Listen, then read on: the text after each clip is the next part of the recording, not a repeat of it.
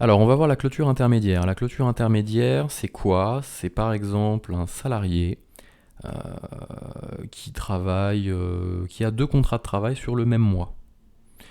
On est obligé de lui faire deux bulletins de paye.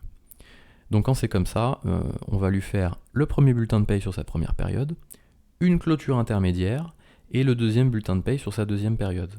Et la clôture mensuelle qui va venir le clôturer définitivement. Alors on va faire un exemple ensemble. On va prendre ici, hop, le premier, Joseph, qui lui vient travailler du 1er au 10 juin. Hop, on lui calcule son bulletin, il nous fait un prorata de son salaire, avec l'absence entrée-sortie, tout ce qui va bien, etc., etc. On imprime son bulletin. Ok. Là, il nous arrête ça au 10 juin, forcément, hein, puisqu'on a bien la période du 1er au 10 juin, super. Je valide. J'ai la petite imprimante à côté, c'est génial.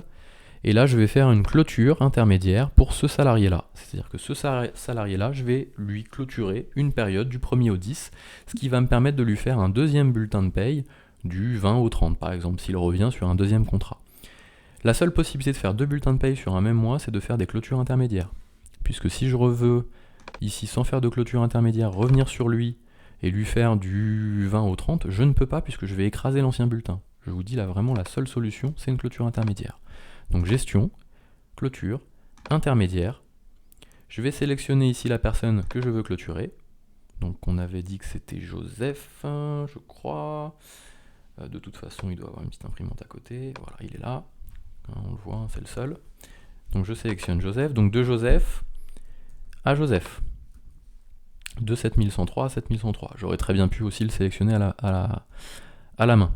Ou j'aurais très bien pu mettre une date de clôture. Date de fin de bulletin, ce qui me récupère automatiquement la date de fin de bulletin, 10 juin. Et je valide. Hop, aperçu avant impression. Ok, pardon. Tous les salariés ont été clôturés. Si je retourne sur mon Joseph, ici, il a un petit cadenas ouvert et non plus un cadenas fermé. Pourquoi? Parce que ça veut dire que c'est un cadenas à moitié cadenassé, c'est une clôture intermédiaire en fait. Voilà. Bon, faut pas trop chercher de sens derrière, mais c'est comme ça.